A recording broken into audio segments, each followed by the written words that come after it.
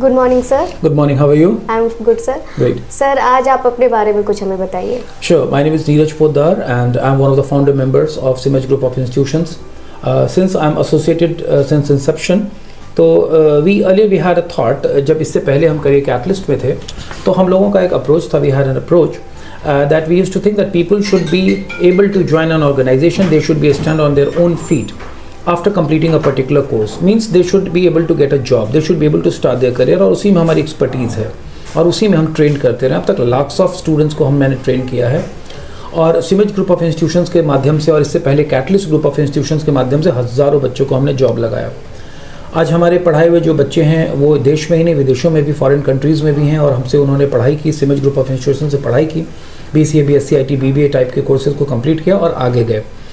मैं सिमज group of institutions में communicative English, soft skills, spoken English जिसे आप लोग कहते हैं, soft skills, personality development, personality grooming जिसे आप लोग कहते हैं, कस्टमर सर्विस ट्रेनिंग दैट जिसे हम इंटेंसिव कस्टमर सर्विस ट्रेनिंग कहते हैं, जिसमें हम लोग मार्केटिंग की, सेलिंग की, कस्टमर सर्विस की, टेलीफोन एटिकेट्स की, कॉल सेंटर, BPO इंडस्ट्री और KPO इंडस्ट्री वगैरह के बारे में हम लोग बताते हैं। इस तरह की चीज़ों को मैं ट्रेनिंग देता हूँ। साथ साथ मैं पर्सनालिटी डेवलपमेंट पे काम करता हूँ और हमारे कॉलेज में एक पर्टिकुलर चीज़ है, जब भी बच्चे ज्वाइन करते हैं usually they have got a course for 3 years और 2 years अगर PGDM के बच्चे हैं तो शुरू से since inception we focus a lot on their communicative English part, because हमारे यहाँ टू बी वेरी फ्रैंक जो बच्चे आते हैं, मेजॉरिटी ऑफ बच्चे पूरे बिहार से और आसपास के सराउंडिंग एरिया से आते हैं।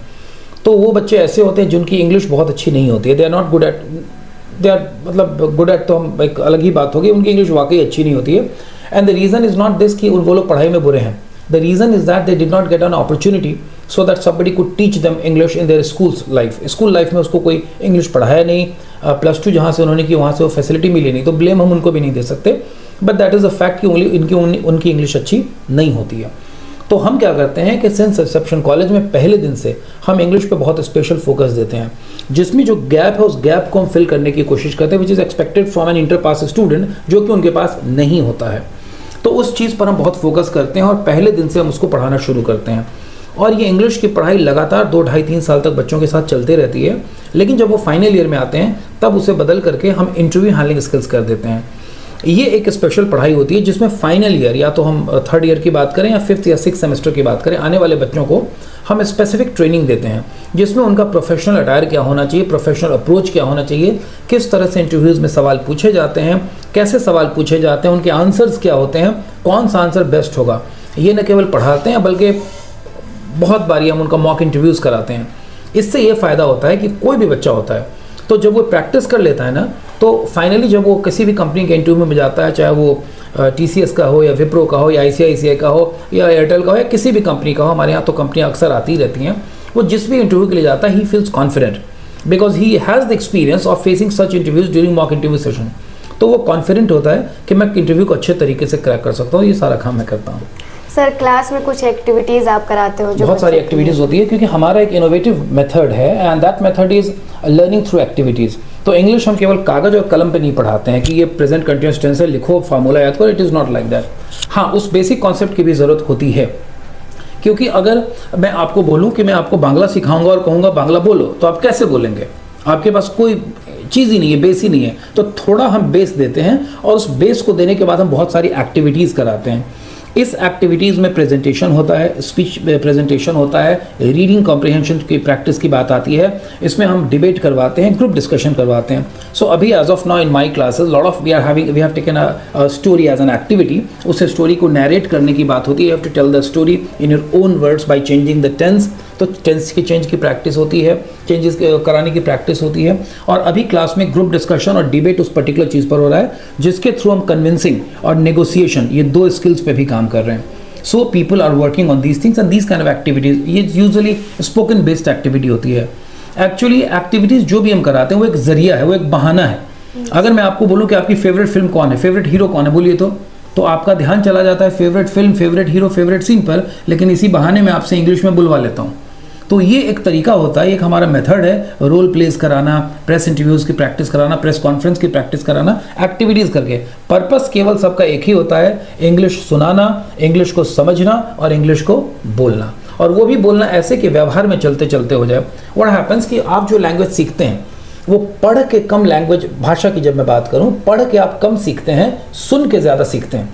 यही वजह है कि आप अनपढ़ आदमी को भी बातचीत करते हुए पाएंगे, हालांकि उन्होंने तो पढ़ाई को ली नहीं, शिक्षा तो ली नहीं है, लेकिन वो पढ़ाई कर रहे हैं, बोल रहे हैं। तो ये हम काम करते हैं। और क्या होता है कि जब पूरा क्लासिक ग्रुप डिस्कशन करता है, सपोज करिए मैं आपके 4 बच्चों का एक ग्रुप बनाऊं और एक टॉपिक दे दूं, तो आप उस टॉपिक पे बात कर रहे हैं, आपके ग्रुप के 3 मेंबर्स कर रहे हैं, और आप रियलाइज कराते हैं that whole class is doing the same activity. So even if you are not interested, आपके कानों में इंग्लिश के सेंटेंसेस, वर्ड्स, फॉर्मेशन जा रहे हैं। So gradually what happens that listening works, ये लिसनिंग आगे काम करता है और फिर लोग बोल पाते हैं। तो इस तरह की एक्टिविटीज़ हम लोग करा रहे हैं, मार्केटिंग में भी करा रहे हैं, केस स्टडीज़ को करा रहे हैं, किसी एडवर्टीजमेंट को डिस्कस करना, जो मैंने बोला इंटेंसिव कस्टमर सर्विस ट्रेनिंग है। कोई एडवर्टीजमेंट है, उसका क्या डायरेक्ट मैसेज है, लाउड मैसेज क्या है, हिडन मैसेज क्या है, शॉर्ट सेलिंग वो क्या कर रहा है, इस तरह की चीज़ों पर एक्टिविटीज़ कराते हैं। तो बच्चे उन एडवर्टीजमेंट को देखते हैं, फिर समझते हैं कि किस पक्ष को एडवर्टाइजर ने उठाने की कोशिश की, कंपनी क्या मैसेज करना चाह रही है और उसका हिडन मैसेज क्या है, किस तरीके से हार्ड मार्केटिंग हो रही है, हार्ड हिटिंग मार्केटिंग हो रही है, और किस तरीके से सॉफ्ट मार्केटिंग भी हो रही है। ये सारी चीज़ें बताते हैं। Okay sir, thank you. Thank you. अभी 12th का एग्जाम्स आने वाले हैं, तो आप क्या अभी सजेशन देना चाहेंगे? मैं इंग्लिश के लिए बच्चों को सजेस्ट करना चाहूँगा, और मैं कॉम्प्रिहेंशन के बारे में स्पेशली, देखिए ग्रामर को आप लोग बहुत तरीके से पढ़िए, ग्रामर के कॉन्सेप्ट को समझिए, रटिए मत। कॉन्सेप्ट को आप समझेंगे तब आप चीज़ों को समझ पाएंगे। तो ये बात आपको समझना ज़रूरी है। अगर मैं कहूँ कि मैं जा रहा हूँ, आई एम गोइंग, तो आप कहेंगे सर आई एम गोइंग लगा हुआ है, subject plus is am are plus V4, rules की बात करूँ तो आप कहेंगे ये तो प्रेजेंट कंटिन्यूअस टेंस है। लेकिन जब मैं कहूँ कि I am going to America next year, तब ये फ्यूचर बन जाता है। हालांकि फिर भी इसमें स्ट्रक्चर वही है, subject plus is am are plus V4। तो आपको कॉन्सेप्ट को समझना पड़ेगा, कॉन्सेप्ट की क्लैरिटी पे वर्क करिए।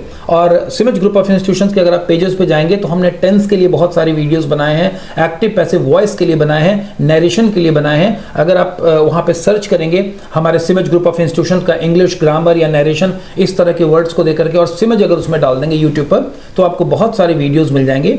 इसके साथ एक चीज़ और है, कॉम्प्रिहेंशन। कॉम्प्रिहेंशन पर भी आप थोड़ा वर्क करिए, बिकॉज कॉम्प्रिहेंशन में क्या होता है, it simply checks your understanding.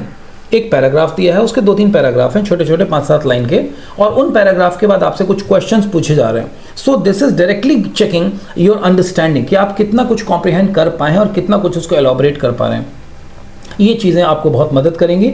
English में थोड़ा वोकैबुलरी पे भी वर्क करिए, बिकॉज सिनोनिम्स जो होते हैं, एंटोनिम्स जो होते हैं, और होमोफोन्स होते हैं, इन वर्ड्स को अगर आप पढ़ेंगे तो आप स्पेलिंग को थोड़ा बेहतर तरीके से समझ पाएंगे, क्योंकि एक स्पेलिंग हल्का दायां से बायां होता है, एक अल्फ़ाबेट चेंज होता है और वर्ड की मीनिंग चेंज हो जाती है। तो मुझे लगता है इन चीज़ों पर वर्क करें, और टेंशन बिल्कुल मत लीजिए।